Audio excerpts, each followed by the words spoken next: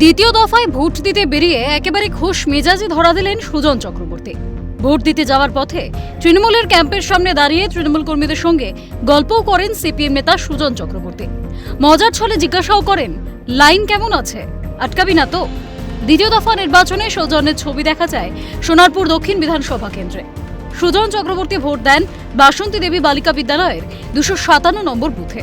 Vote দিয়ে বেরিয়ে সংবাদ মাধ্যমের মুখোমুখি হয়ে বলেন, দ্বিতীয় দফার ভোট এখনো পর্যন্ত শান্তিপূর্ণ বলেই মনে হচ্ছে।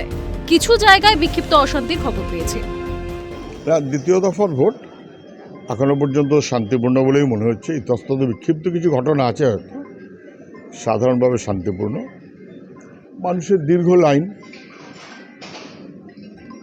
সুস্থভাবেই ভোট হোক, সবাই নিজের ভোট নিজে দিক, সেটাই যেন বজায় থাকে। এটাই পশ্চিমবাংলার ঐতিহ্য ছিল। চোখা চোখা প্রশ্নে মানুষের মনে জায়গা করে নিয়েছেন তিনি। বামেদের তরুণ তুর্কি আফরিন বেগম বালিগঞ্জ বিধানসভার প্রার্থী। তার একদিকে তৃণমূলের অভিজ্ঞ মন্ত্রী শোভনদেব চট্টোপাধ্যায়, অন্যদিকে বিজেপির ডক্টর শতরূপ। এই দুই শক্তিশালী প্রতিদ্বন্দ্বীর মাঝখানে নিজের জায়গা পাকা করতে পারেন কিনা আপাতত সেই দিকেই তাকিয়ে বঙ্গবাসী। জীবনে প্রথমবার নির্বাচনে দাঁড়িয়েছেন তিনি, দিয়েছেন ভোটও। তবে দ্বিতীয় দফায় ভোট দিতে গিয়ে একাধিক সমস্যার সম্মুখীন হন আফরিন। সংবাদ মাধ্যমের মুখোমুখি হয়ে শাসক শিবিরের বিরুদ্ধে একাধিক ইস্যুতে মুখ খোলেন। আমরা সকাল থেকেই বিভিন্ন কেন্দ্রগুলোতে ঘুরছি।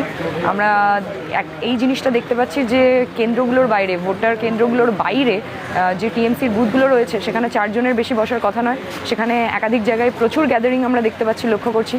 লেডি ব্রাবন কলেজ বলুন, বিভিন্ন জায়গায় সেখানে আমরা দেখতে পাচ্ছি যে বিভিন্ন সময় জমায়েত হচ্ছে। আমরা সেগুলো কমপ্লেন করে আটকানোর চেষ্টা করছি। আমরা গেলে সরিয়ে দেওয়া হচ্ছে, তারপরে আবার সেখানে জমায়েত বাড়ছে। একাধিক ওয়ার্ডগুলোতে আমরা দেখতে পাচ্ছি সেখানে অটো অ্যাক্টিভিটি এবং ইলিগাল বাইক অ্যাক্টিভিটি প্রচণ্ড পরিমাণে। ভোটারদেরকে ইনফ্লুয়েন্স করার চেষ্টা হচ্ছে, থ্রেটনিং করার চেষ্টা হচ্ছে। সেখানে আমরা কমপ্লেন জানাচ্ছি। আমরা চাই যে সুস্থ স্বাভাবিকভাবে নির্বাচন হোক, ভোটাররা নির্বিঘ্নে তাদের ভোটটা দিতে পারুক, এটাই। এখন শুধুই অন্তহীন অপেক্ষা ভোটের ফলাফলের জন্য। ক্যামেরায় সুপ্রিয় মল্লিকের সঙ্গে দীপাঞ্জনা সাউ ও জাহিদ মিস্ত্রির রিপোর্ট, ক্যালকাটা নিউজ।